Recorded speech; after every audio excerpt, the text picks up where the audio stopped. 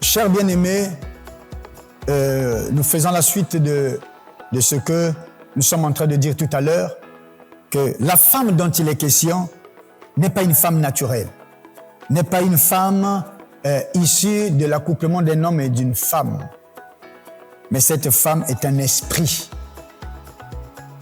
une divinité adorée dans l'Antiquité, sous plusieurs noms. Cette femme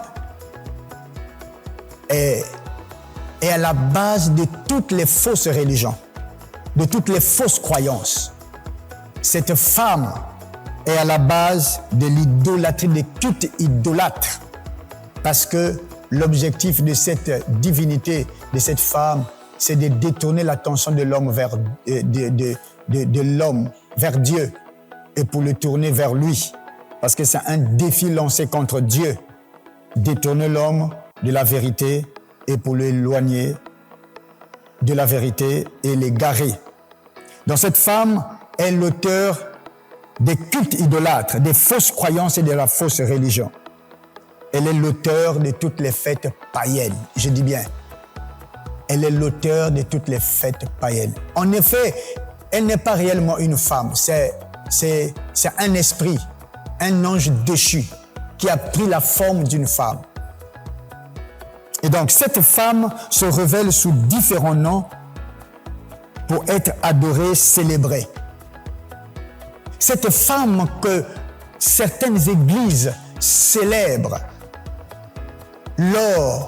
dans le mois de 8 mars, précisément la date de 8 mars, cette date n'a pas été choisie en vain. Cette date a été choisie depuis le monde des ténèbres. Cette date et cette période de ce mois a été choisie depuis le monde des ténèbres pour attirer des millions d'âmes en enfer. Toutes les églises qui célèbrent 8 mars sont en alliance avec cette divinité. Toutes les femmes qui célèbrent cette femme, toutes les femmes qui célèbrent cette journée sont en alliance et pactisent avec cette divinité, cette déesse. C'est une sirène. Elle est en même temps la reine du ciel, mais elle est en même temps une sirène. Et donc je disais que cette dame se révèle sous plusieurs noms pour être célébrée, pour être adorée. Les Juifs, dans la Kabbale juive, on l'appelle la reine du ciel ou Shekinah. Vous allez voir ça dans Jérémie 44, versets 15 à 20. On lui dédiait, on lui offrait des gâteaux, on lui faisait beaucoup de libations, on lui faisait beaucoup d'offrandes. Elle est à la base de toutes les fêtes. C'est elle, c'est une divinité. On l'appelle la reine du ciel. Les Juifs l'appellent Shekinah ou la reine du ciel. Les Sidoniens et les Cananéens l'appellent Astarté. Vous allez voir dans 2 Rois 23, 4 à 7.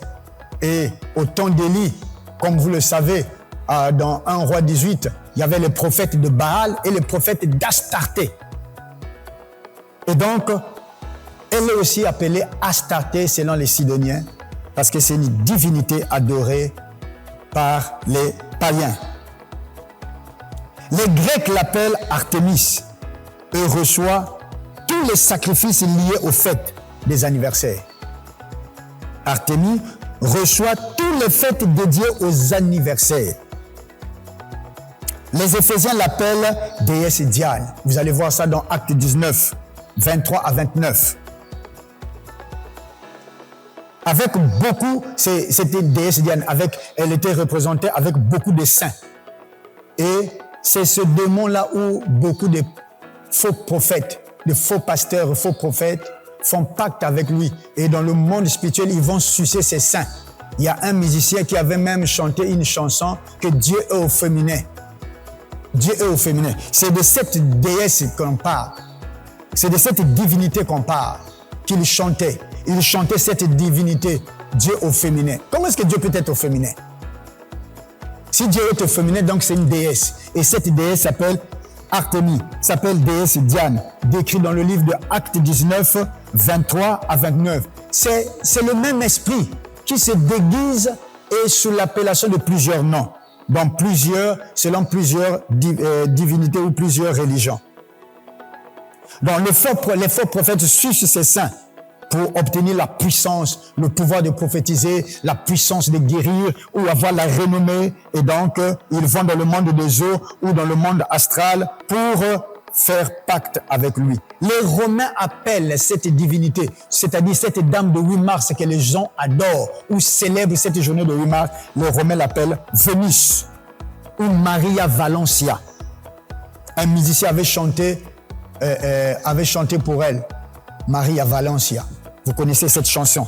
C'est une divinité païenne. Donc, lorsque vous célébrez, vous faites des conventions au nom de 8 mars, au nom de la journée de 8 mars, au nom de la journée de la femme, vous faites alliance avec cet esprit. Vénus, Maria Valencia, Artémis, Diane, la reine du ciel. L'Église catholique l'appelle Marie ou Marie Magoué. Dans l'islam, on l'appelle Maïmona. C'est la sirène qui avait révélé le livre du Coran.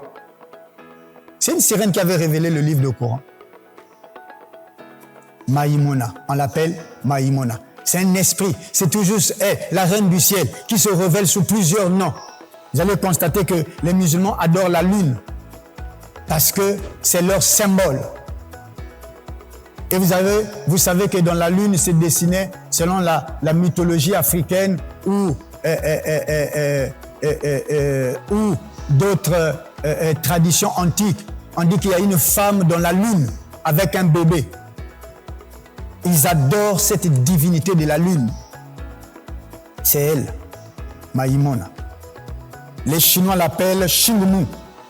Dans l'hindouisme, on l'appelle Krishna ou Shiva.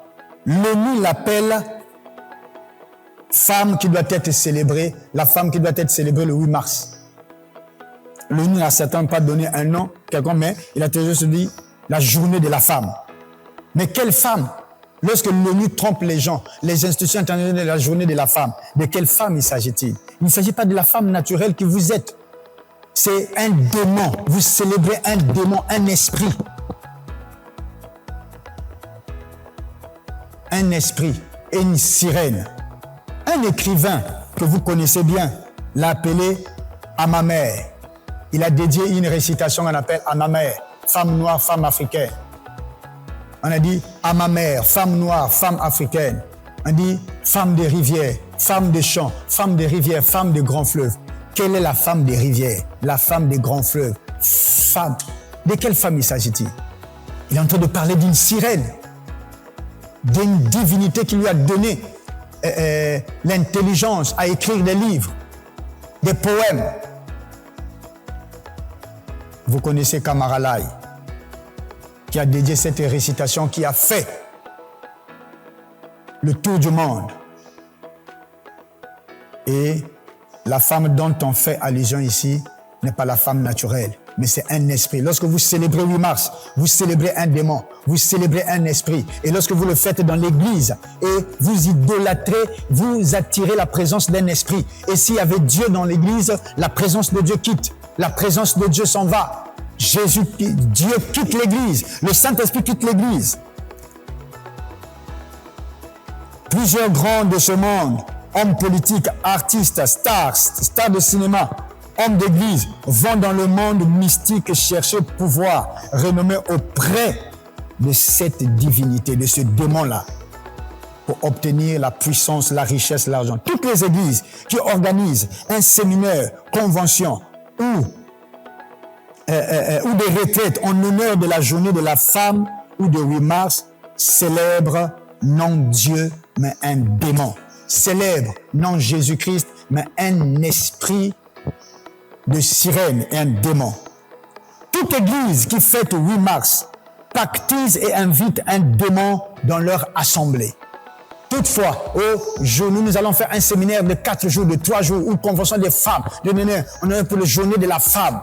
laissez-moi vous dire, vous pactisez avec un esprit. Même si vous n'êtes pas parti dans le monde des eaux, même si vous n'êtes pas parti signé chez un féticheur, mais le fait de célébrer cette femme dans l'église, vous attirez la présence de cet esprit et vous pactisez avec cet esprit, vous pactisez avec ce démon.